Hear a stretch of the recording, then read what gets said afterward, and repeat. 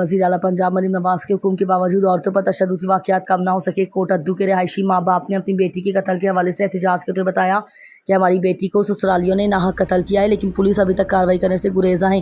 मुल्ज़िमान बाअसर होने की वजह से पुलिस कार्रवाई नहीं कर रही। वज़ीर आला मरीम नवाज के अहकामात को हवा में उड़ाते हुए पुलिस अपनी मनमानी कर रही है। मेरी थी कतल तो ये बेदर्दी ना लोग मार छोड़िए पुल 88 तो मेरी थी पर रही हुई असा शादी खा मुंडे दे पर ना करी ते मुला साडी रियाश कोटे तू आई असा मजदूरी दी खातर तो चौक आज़म आ गया उन्हें लोग साडी थी को जो मारे सा कोई इतला ही नहीं देती बिना तिन्ना सा कोई इतला देती है।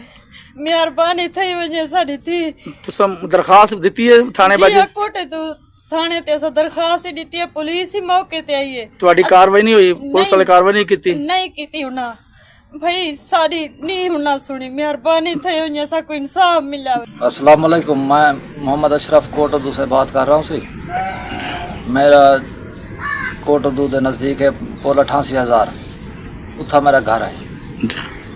बस जिला मुजफ्फरगढ़ ही हूँ तो जिला कोट अद्दू बन गया है, लिहाजा 88 पुल 88,000 के नाल मेरी बेटी पर नहीं हुई।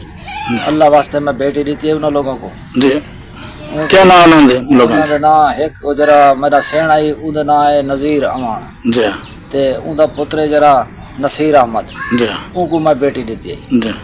उन लोगों ने मेरी बेटी को तशद्दुद करके मार कर रही हजम कर छोड़ा जी। उनको बाद उन लोगों ने इतला ही नहीं दी। मैं जले बिना लोग को नाल हम सारे से भाई यार तेरी बेटी कत्ल थी क्या तेरे को पता है? मैं मेरे को कोई पता नहीं। लिहाजा मैं इतों टुर गया ढोरी अड्डे तो को लोग उन्होंने लोग मेरे फोन किया है, उन्होंने मेरे को आख्या आके सबको मिलवा।